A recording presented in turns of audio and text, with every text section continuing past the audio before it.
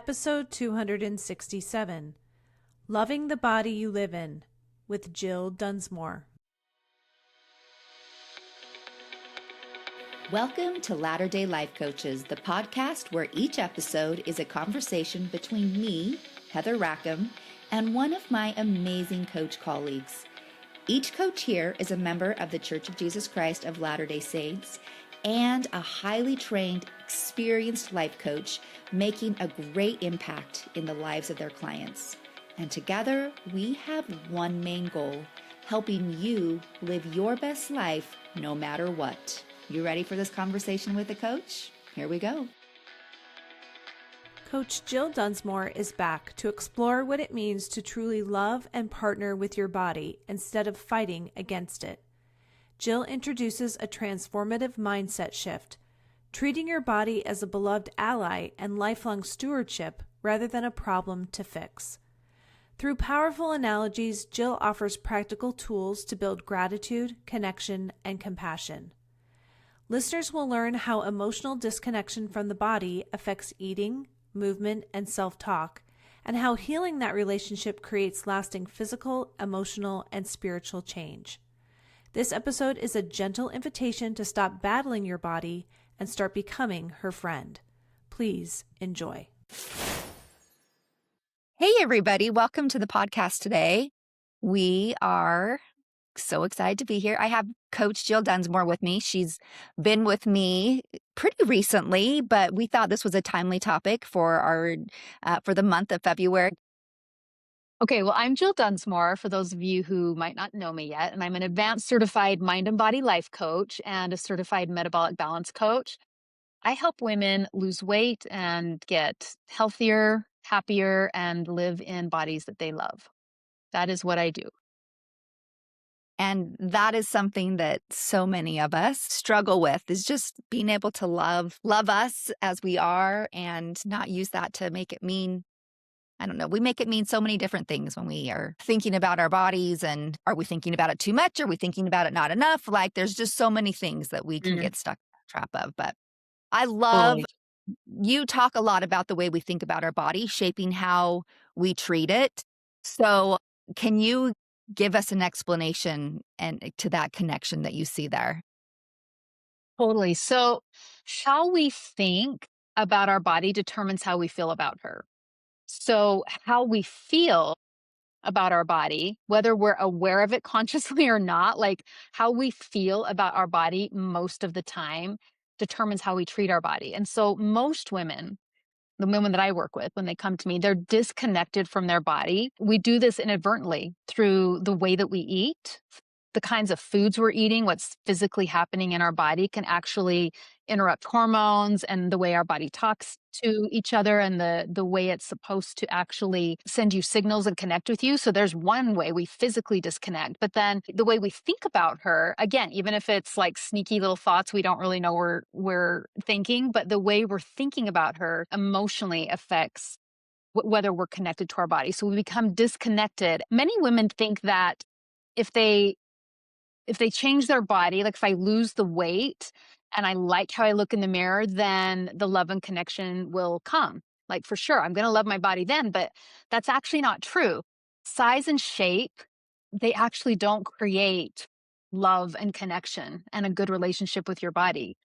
The way you think about your body does. And that starts with where she is right now. So we know this is true because, for instance, you can see there's size 2 supermodels that have a really crappy relationship with their body, really negative thoughts about their body.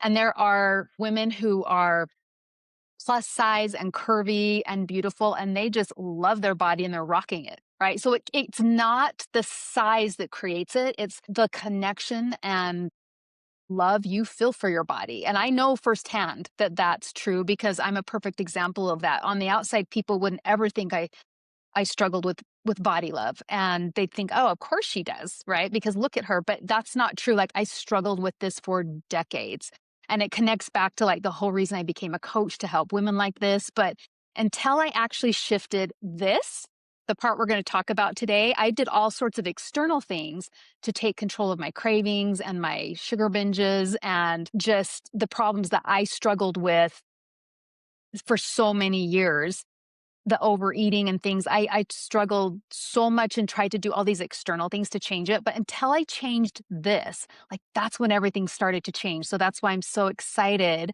to share it with everybody today. Because if we want to have a strong, healthy relationship with our body, it starts with the inside and shifting how we see her. So good. And I so appreciate that. I think there's so many of us, and I would fall into that quarter category as well. I think I really struggled for so many years with loving and being accepting of my body, and anybody looking at me from the outside would be like, "Why?" Like, I don't understand. And then Yeah, and what's wrong with you? yeah, like, "Can't you see what like, there's nothing that you shouldn't like," sort of thing, and we just have this emphasis, in our world about looking at our bodies and, like, they're important, like, the way they look matters, and in all honesty, like, it kind of is the least interesting thing about us, but it's the thing that we spend the most time on, right? At least that's how I want it to be. I want my body to be the least interesting thing about me. I want my brain to be like my brain and my heart to be my focus, but my focus was so flipped, right? Like Mm, I was so focused on my body that my soul and my brain were kind of like on the back burner. yeah. I think to your point, learning to love more helps us to put those priorities in line where we can focus on the things that we want to focus on rather than the things that, just kind of keep us from being the person we want to be. Yeah, 100%. And I get where you're coming from, but it's interesting when you're saying like I want that to be the least important thing about me. Like I want to grow my mind and the way I am and who I am as a person. But honestly, it's like the way we feel in our bodies totally affects the rest of us. Like it affects Absolutely. our mindset. It affects how we show up. It affects our emotions. It affects so many parts of our life. And also physically, like when we're not feeling good in our body, that totally shows up in our life. But on the other way, it's like, but when we do, when we strengthen this relationship and build a really healthy, loving relationship with our body, that also starts showing up in our emotions, our mental state, the way we physically feel. Like it's all connected. The body, mind, and spirit is so inseparable and works together. It's meant to work together beautifully and synergistically. But when we have this disconnection, it's not. So this is where we start is like, okay, we start with building this love and connection, and then the it'll balance, like the way that we think about her and the emphasis we put into her will become more balanced and where we want it to be and feel aligned with. Yeah, thank you so much. Okay, so I've heard you talk before about this a powerful analogy that explains how you know, how you take care of her body. And I love also that you kind of even though we're all connected, when you talk about your body, you always talk about it like in second person, right? Like you Yeah. talk about her, which I think helps us have a good separation there, even though we are connected. So will you Mhm. share this analogy with us that you like to talk about? Yes. The reason that I share this is because when this came to me, I didn't learn this anywhere. It's just something that was revealed to me, honestly, through my spirit, through God. Like, this is something that came to me that as I went through my journey of changing my relationship with food and changing my relationship with my body, this started coming to me in pieces and then it's continued growing since then. But this is what started shifting like everything for me to where I was able to change my relationship with food and heal my own sugar addiction and the things that I struggled with.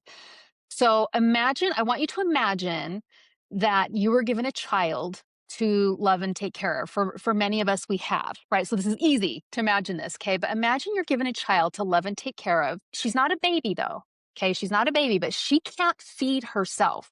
She's not able to. Like you're the one that makes all the decisions if and when she eats, how much she eats. Like that's all up to you and what she eats, okay? So, how would you feed her if this child was put in your care? Would you feed her just mostly whatever's easy for you, processed food, lots of sugar?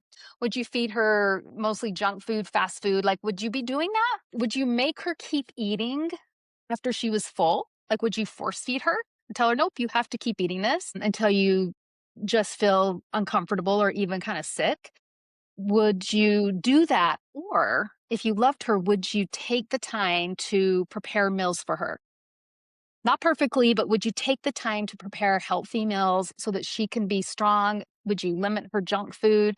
Would you stop feeding her when she said she's had enough and listen to her? So I want you to think about that. Now let's talk about moving. She can't move herself. She can't. Okay. So you decide if and when she moves. You decide how much she moves. So how would you do that? Would you leave her in a corner all day and just kind of ignore her because you're busy and think, yeah, well, I was going to, but I'll do that tomorrow.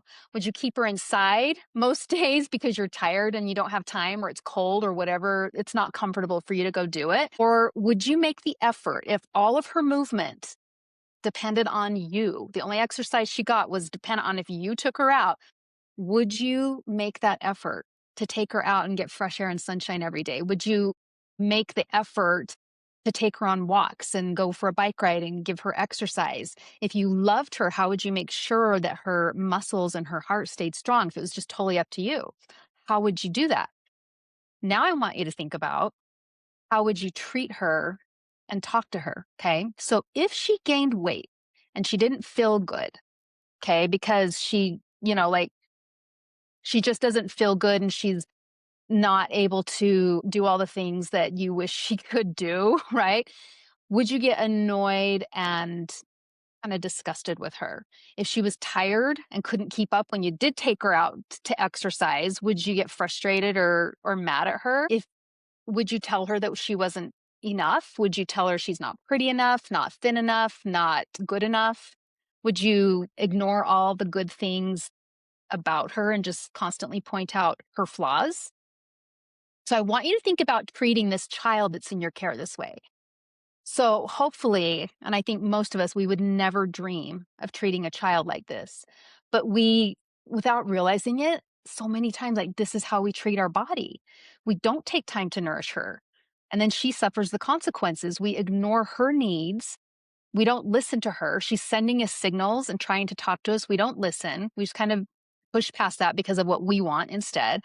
We criticize and focus on what we don't like about her. We're very judgmental of her. And I want you to think about our body is this child. Like your body is this child forever. This is always going to be this way. So she's completely in your care and 100% dependent upon you. You make every decision for her. You do. You decide if she eats, what she eats, how much she eats, how often she moves, if she gets exercise or not. Like that is all up to you. And so making these decisions from a place of love as though she is someone you deeply love, how would you take care of her? Such a good mindset, right? Like really powerful questions and a way to look at that there. So I would love to know then what changed for you when you started thinking about your body in that way? Well, that when you said at the beginning, I've kind of noticed how you always talk to her in the second person and refer to her as though she's a separate being. Like that was what really started changing for me because I started thinking about her like this. The thing is, it's true. Like there's you, and then there's your body, and then there's us, right? There's both of you. And that is like we are one being, but we're also separate. We really are. So we live in our bodies, our spirits live in our bodies, but she is like a separate being than us. We can live outside of her, but we won't live in this world. So it's like I used to call my body it until I actually made this connection. And the more I started thinking of her this way, I have to call her she, because she's a part of me, but she's also separate from me. She is mine and I am hers. And I started thinking of this as a beloved stewardship. So I take care of her and she takes care of me. We need each other. And this is when everything began to change for me. I'd always been thankful that I had a body, and I didn't actually hate my body or anything like that, but I just kind of was indifferent, and I was very disconnected from my body, and I most of the time just kind of had negative thoughts because I was scanning for what I didn't like about her and thinking about that and focusing on that. But after I started changing this and thinking of her this way, I began falling in love with her for the first time in my life. Tell me a little bit more about that. Like why? Yeah. Well, she is my partner and my ally. She's my ally in this life. She's the greatest gift I'll ever have because I can't live this life without her. Her only goal is to give me this life. That's why she exists, right?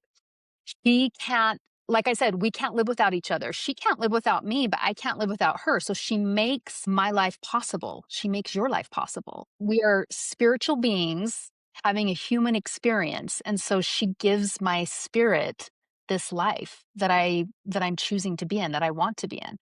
So we are forever connected. If you think about it, no one else is going to be with you like she is, right? She is going to be with you every second, every moment of the day for your entire life. So from your very first breath, like when you were forming in the womb, to when you took your very first breath and your very first step in this world to your very last step, like every step of the way, she will give and be there for you until the day that she lays down her life for you. She really will go and go and go to give you this life until she's unable to do so anymore. So she will spend her existence making your existence possible.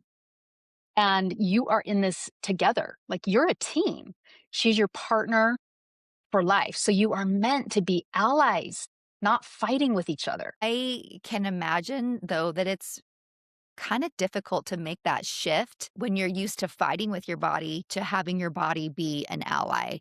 Like, Mhm. you imagine, like, being on opposite sides in a war, and then all of a sudden you're supposed to be on the same side. What how do you even start? Yeah.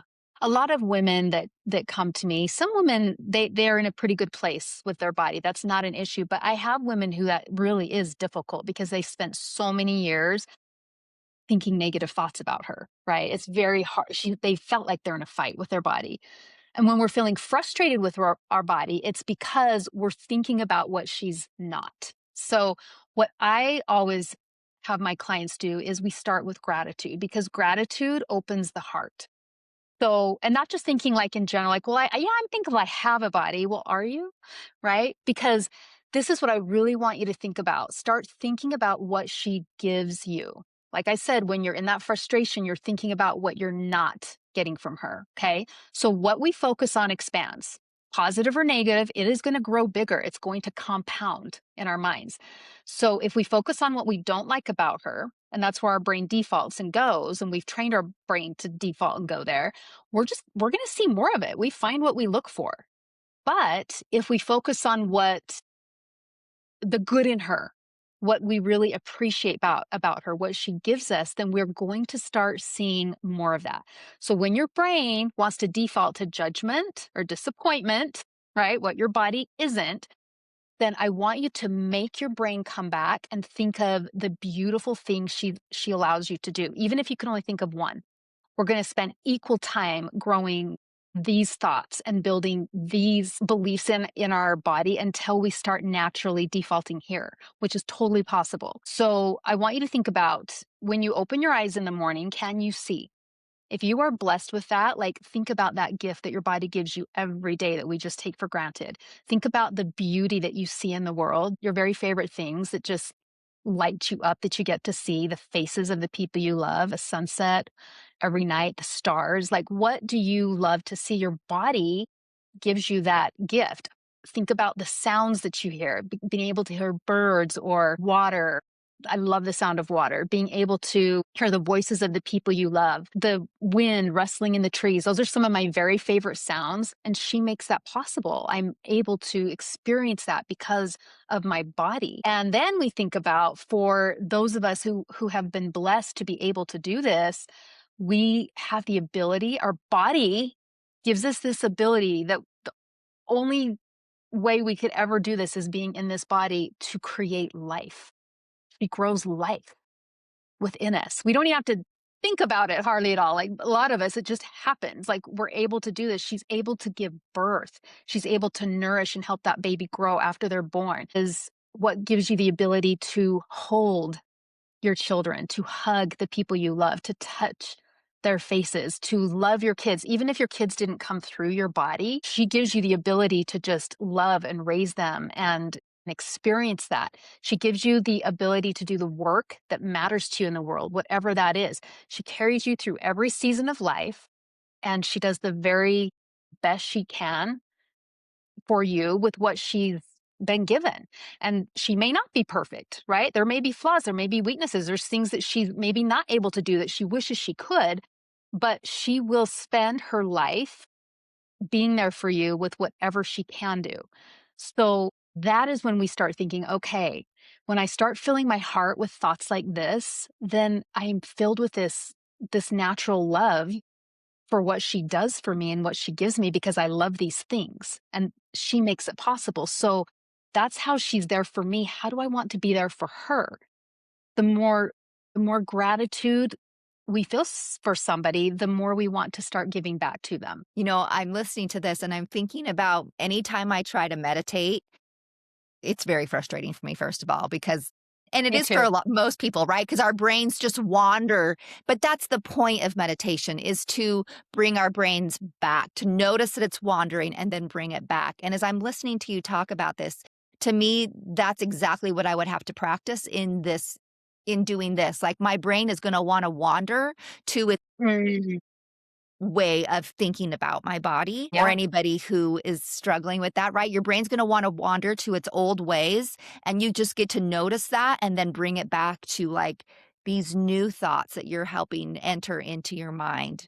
And then it's going to wander and it's going to default, go back to those old ways, and then you Mhm. get to notice and then bring it back. So it can be frustrating, just like meditation can, but it also Mhm. is very beneficial and so important to do. Want you to know that the more you do it, just like with a meditation practice or anything you want to become good at, you've got to practice. So the more you do it, the better you get at it, meaning it starts to become easier. And I promise you, if you're intentional about this and it feels wonky at first and you forget and it's hard and your brain keeps going back, that's okay. That's normal. But the more you intentionally make yourself do this and intentionally focus on these kinds of thoughts, it will start to naturally come. And you'll get to a place where that does become your default. And it would be weird to think those negative thoughts. And if when they do come, you'll immediately see it. Like I have done this work myself. And over the years, as you continue this, it will start to be just come so natural to love and think of your body this way. Yeah, I love that. Okay, I've heard you also compare the body relationship to a marriage. Why is that? Okay, so I want you to think about a healthy marriage. Okay. So, in a healthy marriage, if you want to have a strong and healthy relationship, that requires an investment. It costs something. Okay. It doesn't just happen. So, it costs some time, your effort, your commitment. Any relationship that you want to be a good one in your life, it does with your kids, your friends, whatever. With God, it does. It requires something from you. Okay. So think about a healthy marriage. We don't always get our way. Okay. But if we want to have a healthy relationship, right? It's not always about you. It's about your husband, your partner, like what they think, what they need as well. It's not just about you getting what you want all the time, your way or the highway. It's a give and take. We listen to each other. We are willing to negotiate, to understand where the other person is coming from, to consider their needs and their desires. And we're willing to show our love for them and support them in ways, even if we don't feel like it or it's inconvenient, right? We're willing to do things that we might not feel like doing because we love them and want to be there for them. And so strong relationships, just like in a marriage, they take time and attention. In your marriage, you spend time together. You do kind things for each other. You look for the good in your husband. You say thank you. You and a healthy relationship with your body requires the same thing. So we need to spend quality time with her, quality time, because we're always with her. That's not what I mean. Like quality time is when I'm doing something intentionally to spend time with my body, whatever that is, moving her, stretching her, giving her walks, giving her rest that she needs, like listening to her needs, learning how to listen to her needs, doing kind things for her, even when we don't feel like it. And when it's inconvenient, even when we don't really want to, we give to her. We don't just take. It's not all about what I want. It's also about what my body wants, what she needs to be able to do her job and feel healthy and strong and give back to me. So sometimes it's about sacrificing what we want for what she needs and actually really putting her needs and wants into the equation. So we look for the good in her. We say thank you. And in our marriage, we choose daily. It really is a choice. We might not think it is, but it is. It's a daily choice to continue to love that person and to grow our love so we can do the same thing for our body. I think sometimes we make it seem more important to do that within a marriage. Like that seems more noble or it seems more valuable or more righteous, right? But Mhm. it isn't. Like it's the same with a marriage and ourself. Like that same relationship is needed for ourselves. It's just as valuable. It's just as noble. It's just as virtuous as doing that as you would with your marriage. What are some actionable ways then that we can grow more love for her, for our bodies? Yes. So wherever you're at, whether you already feel like you have a good relationship with your body and you love your body, or you don't yet, and you're not quite sure how to do that, you can deepen it. I'm still deepening my relationship with as much as I feel this way and love my body now and think of her with such deep affection. And I there was a time in my life I absolutely didn't. So, but I'm continuing to grow and develop and deepen that because I want to. Like this is the most important relationship really in my life because without this I don't have my health. It trickles down to how you treat your body, and when we don't have our health and we're not able to have that quality of life we want, it affects every part of our life. So this is one of my dearest, deepest friendships and relationships. So the way you can start growing more love for her is to remember love is a verb. It's not just what you say or think, just like in a relationship with people, love is a verb and you show your love by how you treat them. Okay. Love is an action. So, how I treat my body, how I talk to my body, how I feed my body and listen to her, learn how to listen to her, how am willing to move her consistently. So, when you're making decisions for your body, which we do, right? Like we said, we're always the one making these decisions for her every day. I want you to ask yourself, what feels like love? So, what feels like love for her? Before you eat something, make your decisions. Well, what would feel like love for her? What does she need? And then asking yourself, am I actually physically hungry? Is my body asking for food? Like, is that child asking for food, or is it just my emotions asking for food because I'm bored or I want to be entertained or maybe I'm stressed, right? Whatever reason, like, uh, am I actually feeding her when she's hungry or am I overfeeding her, making her eat when she's not just because I think I'll feel better? So, the way you can tell the difference is a physical hunger coming from your body will start in your belly. You'll have physical body sensations and it will move to your brain. And then you're like, okay, now I'm hungry. The other way around is it starts in your mind. It starts in your brain, like, oh, I saw something, I thought of something, now I'm hungry, or I smell something, or it's just in front of me. Wasn't even thinking about it like 1 minute ago. Now I have to eat it because I saw it, right? Like, and then it moves to your body and you start getting hungry and start salivating because your brain's thinking about it. That isn't what I'm talking about. I want you to notice the difference because that's the difference between emotional hunger and physical hunger. So start noticing those cues. That's one of the really important ways we listen to our body and we don't overfeed her.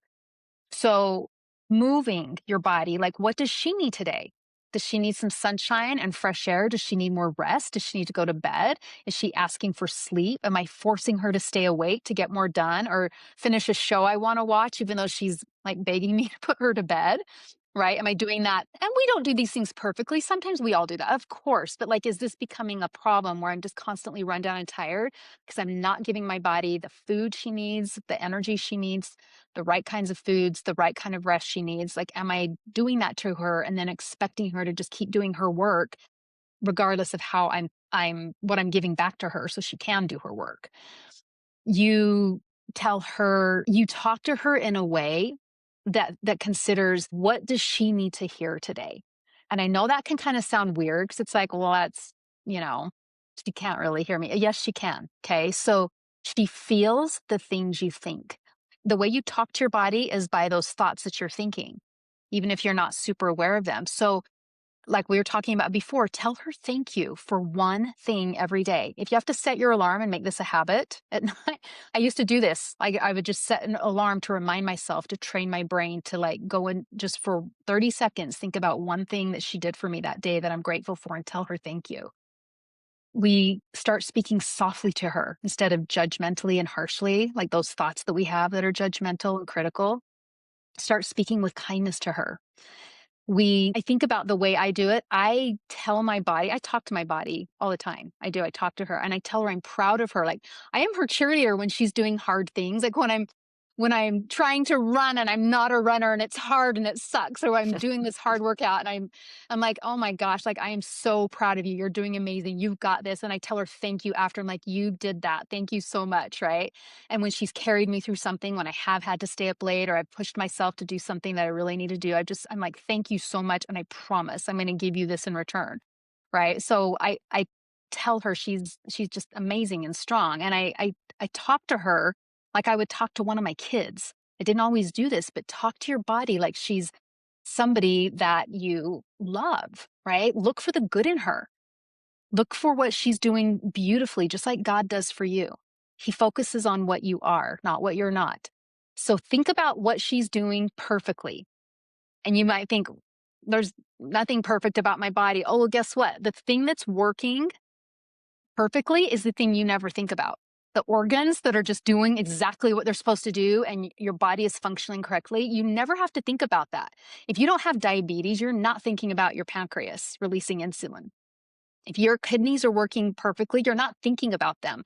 Like, if you don't have problems with your lungs or breathing or breath, like, you don't think about it. You just breathe, right? It's like, think of all the things that are working so beautifully every day to support your life that she can do. We think about what isn't working in our body, and that's natural because it's good. We're aware of that. We want to improve our health and grow, but it's like, we need to also acknowledge all the things that are working beautifully instead of constantly just pointing out what isn't.